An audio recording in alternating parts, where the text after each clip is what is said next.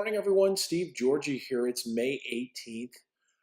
Grain markets starting off higher once again. Now, we've seen this for the last several days where we get this higher start, but then disappointing trade throughout the day.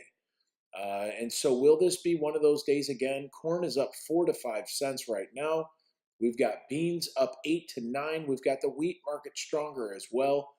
Most of what the trade will be watching for today will be this headline stories.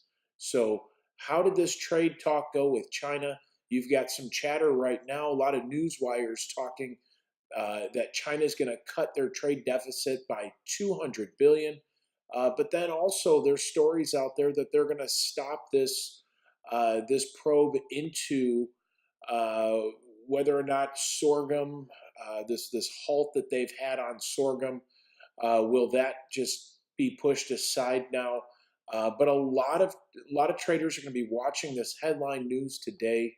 That seems to be what's pushing the markets overnight, getting them a little bit more excited that maybe we are getting a little closer to something done. We'll have to see what kind of news stories we get out today as far as the grains. But when you look at the weather over the next 2 weeks, still a lot of rain projected. And so with that, that may end up slowing down planting progress. But yesterday we had some planters rolling. Today it will be the same thing.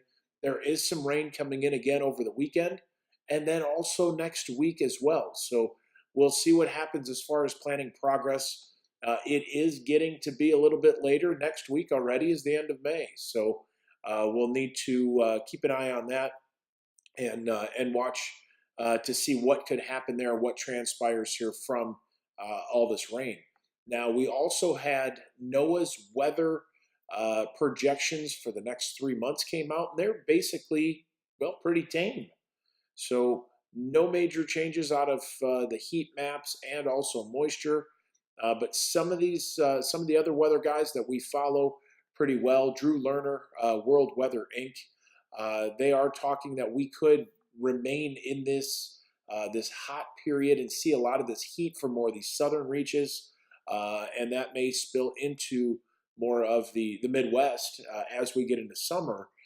Also, more of a drier bias to the south, to the northern plains, and that may end up causing some excitement here if we see some of that transpire. But crop needs to get in the ground first. We'll see if these gains can hold today. That will be the important thing to see if this can stay higher today, or do we give this back as far as the grain markets. Livestock, expect some choppy trade. Cattle, we did see a higher trade yesterday. Can that continue? That'll be an interesting trade if we can. A lot of cash markets have been falling, but we were expecting that here this week. But does the futures, which still sit at a significant discount to cash, do we see them continue to decline today for cattle? We'll have to wait and see. But give us a call if you have any questions, 800-262-7538, or on the web at allendale-inc.com. Hope you guys have a great day. We'll chat again with you on Monday. Take care.